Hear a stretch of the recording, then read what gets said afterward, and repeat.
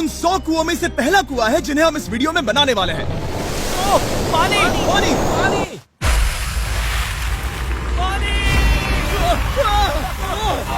आपने अभी अभी केन्या के एक छोटे से गांव को पीने के पानी का अनलिमिटेड सप्लाई मिलते हुए देखा, वो भी सिर्फ 1 सेकंड में। अभी एक कुआं बना है और 99 बाकी हैं। आपको ये वीडियो बहुत पसंद आएगा। इन 100 कुओं को मिलाकर 5 लाख से ज्यादा लोगों को पीने का ताज़ा पानी मिलने वाला है। केन्या की इस साइट पर कुछ कुएं बनाने के बाद हम नाइरीरी स्कूल सिस्टम के साउथ में गए और कह सकते हैं कि उन्हें हमसे मिलकर बहुत खुशी हुई। क्या हाल है? मैंने ऐसा नहीं सोचा था। स्वागत के लिए शुक्रिया। समझ नहीं आता कैसे रिएक्ट करूं। बहुत बहुत शुक्रिया दोस्तों।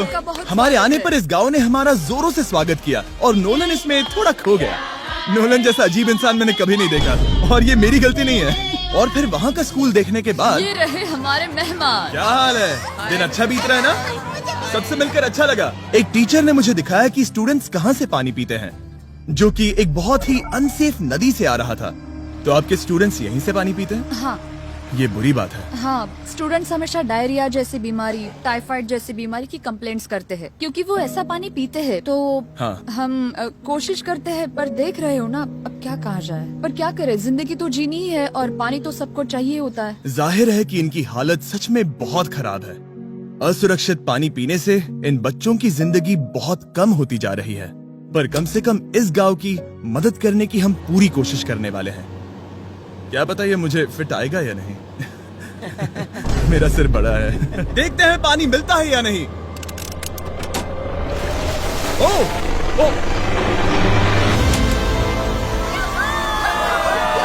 बारिश हो रही है, क्या नजारा है।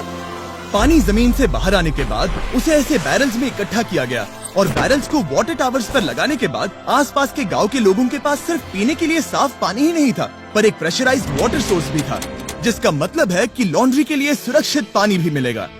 और खींचो। मुझे बताओ ये नोलन की मॉम से कितना हैवी है? नोलन की मॉम से दुगना। ओह गॉड। मैं तुम्हें यहाँ से धकेल दूंगा। ठीक है, इसे अब यहाँ रख दो। हमने केन्या में और 20 कुएं बनाए और उसके बाद इसके जूते में भी कुआं डोंट है। वरी, मेरे दूसरे जूते में भी पानी है। मैं बताता हूँ कि हमने ये 29 कुएं कैसे बनाए। इस विशाल सी ड्रिल से जमीन में सैकड़ों फीट गहरा गड्ढा किया, वो भी पॉल्यूटेड सोर्सेज से होकर सीधे विशाल से पीने लायक पानी तक। उसके बाद हमने पाइप्स इंस्टॉल किए ताकि लोग पूरे अफ्रीका में इन हैंड पंप से पानी ले सके, और नाइरीरी में भी। इसे टेस्ट करके देखते हैं। पानी जैसा है। मुझे इस 5 गैलन ड्रम को भरने के लिए 5 मिनट लगे। इससे एक दिन में कितना पानी मिल सकता है? 3600 गैलन्स एक दिन में। ये न केवल स्कूल के 400 बच्चों को कवर करेगा, बल्कि स्कूल के आसपास के गांव वाले भी इसका अच्छे से इस्तेमाल कर सकते हैं। पानी के लिए शुक्रिया आपका। कोई बात नहीं। ये पंप नॉन स्टॉप 30 सालों तक चल सकता है। आपको लग रहा होगा कि इस तरह का बड़ा काम करने के लिए एक बड़े गवर्नमेंट की जरूरत पड़ेगी, पर ये सच नहीं है। ये प्रॉब्लम सुलझाना बिल्कुल मुमकिन है और ऐसी चीजें करने के लिए इंसानियत को आगे आना ही चाहिए। आपकी कामयाबी का राज क्या है? सच कहूँ तो ऐसा कुछ खोजो जो तुम्हें करना पसंद है, उसे लंबे समय तक करो और तुम्हें कामयाबी जरूर मिलेगी। मैं इसे बहुत करीब लाने वाला हूँ, देख रहे हो? मजेदार है ना? जरा ऊपर देखो, वो रिकॉर्ड कर रहा है। ठीक है, मैं इसे करीब लाने वाला हूँ। ठीक है। हाँ, तुम खुद को देख सकते हो। हम इस गांव के लिए भी कुआं बना पाए, इस गांव के लिए भी और इन दूसरे 12 गांवों के लिए भी। और जब हम ये पंप्स लगा रहे थे, तब हमने यहाँ के एक स्कूल को नए कंप्यूटर से अपग्रेड भी कर दिया। बच्चों को ये कैसा लगा? उन्हें शुक्रिया, सच में उन्हें ये बहुत पसंद पसंद आया। खुशी है कि सब ठीक से हो गया। हमने क्लासरूम्स में नया फर्नीचर भी लगाया, उसके साथ कुछ शेल्व्स नई बुक्स के साथ, और सभी स्टूडेंट्स को एक फुटबॉल भी दिया। थैंक यू मिस्टर बीस, थैंक यू। यहाँ तक कि सभी क्लासरूम्स में नए व्हाइट बोर्ड्स और प्रोजेक्टर्स भी लगाए। आप सबको ये प्रोजेक्टर पसंद आया? हम चौक का इस्तेमाल कर रहे थे जिससे बहुत डस्ट होता था, लेकिन आज सब कुछ साफ है। हमें इस बात की खुशी है। कोई बात नहीं, इतना तो कर ही सकते हैं। पर जब हम 45वें कुएं की साइट पर गए, तब एहसास हुआ कि वहाँ का हाल और भी बुरा है। जब भी उन्हें पानी की जरूरत पड़ती थी, तब उन्हें जंगल से 1 मील खतरनाक रास्ता तय करके जाना पड़ता था, जो एक विशाल सी पहाड़ी से जाता है। मैं जल्दी उठता हूँ, लगभग सुबह 4 बजे, ताकि मैं स्कूल के लिए पानी ला सकूँ। यहाँ से पानी निकालना सेफ नहीं है। ये जगह बहुत स्लिपरी है, जिससे किसी को चोट लग सकती है। हमने उनके कुएं पर काम करना शुरू किया, तब उन्होंने मुझे दिखाया कि वो पानी कहाँ से निकालते थे। आपको दिन में ऐसे कितने चक्कर लगाने पड़ते हैं? 2 बार। दिन में 2 बार? ओह वाह, तो एक आम स्टूडेंट ऐसा ही कुछ ले जाता है? ओह गॉड, अगर 200 स्टूडेंट्स ऐसा रोज करते हैं तो ये कितना मुश्किल होगा? बहुत मुश्किल हो सकता है। ओह गॉड, ये ढलान तो बहुत बड़ी है। अरे यार, ये ढलान तो रुकने का नाम ही नहीं ले रही। हर रोज मैं सच में दंग रह गया कि ये चढ़ाई कितनी मुश्किल थी। ये सब इतना कुछ करते हैं ताकि वो यहाँ तक पहुँच सके, जहाँ इन्हें साफ पीने का पानी मिल सके। आमतौर पर आप पानी यहीं से लेते हो? हाँ। और पानी भरने के बाद ये जग्स लगभग 18 किलो तक हो जाते हैं, जो इन बच्चों के लिए पहाड़ियों से ले जाने के लिए बहुत मुश्किल है। लेडीज आराम से ये 2 उठा सकती ओह, हैं। तो मैं अभी जरूर ले जा पाऊंगा।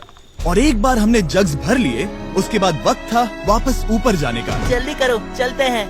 इससे तो पसीना भी नहीं आ रहा है। मैं ले लूंगा। और अब घंटों तक असुरक्षित पानी को इकट्ठा करने के बजाय उनका नया पंप स्कूल के बस 10 फीट दूर था, तो अब ये यहाँ से पानी ले सकते हैं। बहुत थक गया।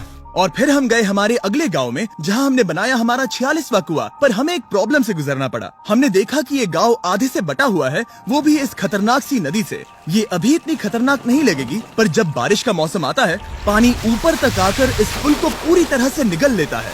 और ये पुल इसलिए इतना जरूरी है क्योंकि वहाँ जो गांव है, वहीं पर सभी हॉस्पिटल्स और स्कूल्स हैं, इसलिए यहाँ से रोज गुजरना पड़ता है। ये खतरनाक है, लेकिन इस पुल के अलावा इनके पास और कोई ऑप्शन नहीं है। जब ये नदी उफान पर होती है तो ये किसी को भी बहा ले जाती है, लोग, स्टूडेंट्स, यहाँ तक कि जानवर। हाल ही में इस नदी को क्रॉस करने की कोशिश में हमने 3 लोगों को खो दिया। इस तरह किसी की जान जाना पागलपन है और हम इसे स्वीकार नहीं कर सकते। और जिस पल हमने इस बारे में सुना, तब हमें मदद करनी ही पड़ी। तो पंप तक जाने वाले पुल को जब हमने ठीक करना शुरू किया, तब हमने केनिया से 2000 मील दूर जिम्बाब्वे देश का भी सफर तय किया। अफ्रीका में आए 1 हफ्ते से ज्यादा हो गया है और अब भी कई पंप्स लगाने बाकी हैं। तुम में से बदबू आ रही पर है। मैंने सुबह ही शावर लिया था। बात होते ही मैं हाथ नीचे ले लूंगा। इस काम के लिए मैं तुम दोनों पर भरोसा कर सकता हूँ? हमें सबसे पहले एक लोकल हॉस्पिटल की जांच करनी थी, जहाँ साफ पानी की सख्त जरूरत थी। अंदर जाने पर हमें पता चला कि इस क्लिनिक की इस गाँव को कितनी जरूरत थी। 1 साल में यहाँ पर कितने बच्चे जन्म लेते हैं? 1 महीने में करीब 50। इसका मतलब 1 साल में पूरे 600। वाह! पर दुख की बात यह है कि इन प्रेग्नेंट महिलाओं को सिर्फ पानी लाने के लिए 1 मील तक जाना पड़ता है और इन भारी बकेट्स को लेकर वापस आना पड़ता है। पर अच्छी खबर ये है कि हमने इनकी पैसों से मदद की यहाँ पर एक मॉडर्न पंप लगाने के लिए। और अब बस देरी थी इसे शुरू करने की। ठीक है नोलन, क्या तुम तैयार हो? मैं तैयार हूँ। ओवर। मुझे एक ड्रामेटिक जूम इन दो। नोलन, मैंने बटन दबा दिया है, ये काम कर रहा है? पानी आ रहा है। आप जाकर चेक करना चाहेंगे? हाँ। वहाँ पर? हाँ, चलो चलिए, चलते हैं। लोगों को पानी मिलता देख मुझे आखिर बहुत अच्छा खुशी हो पानी रही मिल ही है। गया। ये सच में कमाल की बात है। हमारा नोलन एक प्रोफेशनल डांसर है। हाँ। यकीन नहीं हो रहा, मैं डांस कर रहा हूँ। वो कर क्या रहा है? ओह गॉड, सॉरी, मैं नहीं चाहता कि आप इसे और देखें।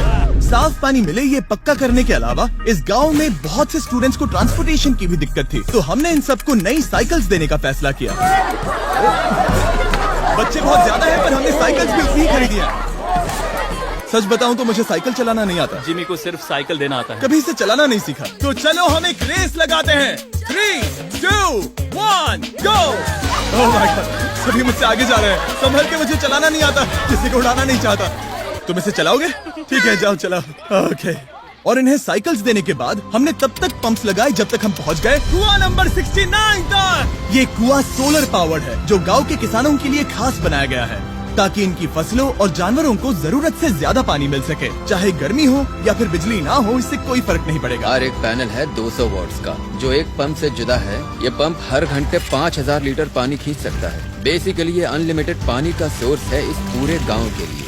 ये बहुत बढ़िया है। और जिम्बाब्वे छोड़ने के बाद हम चाहते थे कि अफ्रीका की सभी कम्युनिटीज को पानी मिलता रहे, इसलिए हमने और कुछ पंप्स बनाए युगांडा में, सोमालिया में और कैमरून में। कैमरून में हमने क्या क्या किया ये देखने के लिए फिलैंथ्रोपी चैनल पर हम जल्द ही एक वीडियो अपलोड करने वाले हैं। इन गाँव में वक्त बिताने पर मुझे एहसास हुआ कि पंप्स लगाना कितना जरूरी होता है। कैसे ये खेती को पानी देते हैं, भूखे का पेट भरते हैं, कैसे ये हॉस्पिटल्स को साफ सुथरा रखते हैं और सबसे जरूरी कैसे ये आने वाले पीढ़ी के बच्चों के लिए लंबी और हेल्दी जिंदगी जीने में मदद करते हैं और इससे कम्युनिटीज का भविष्य भी सेफ हम होता है। बहुत समय से इंतजार कर रहे हैं साफ पानी के लिए। Water is life. और कुछ लोकल लोगों की मदद से हमने आखिरकार ये पुल पूरा कर ही लिया, जिसे ये कम्युनिटी अगले 100 सालों तक इस्तेमाल कर सकती है। कई जिंदगियां बचेगी, परिवार एक साथ आएंगे, परेशानियां चली जाएंगी। इस वीडियो में हमने जो 100 पंप्स लगाए हैं वो कई जिंदगियां बदल देंगी, पर ये काफी नहीं है।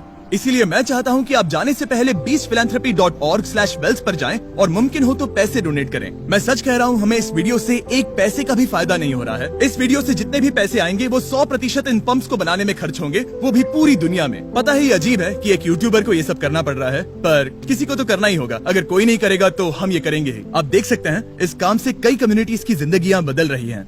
और फाइनली 100वां पंप। ओह माय गॉड, मुझे माफ करना।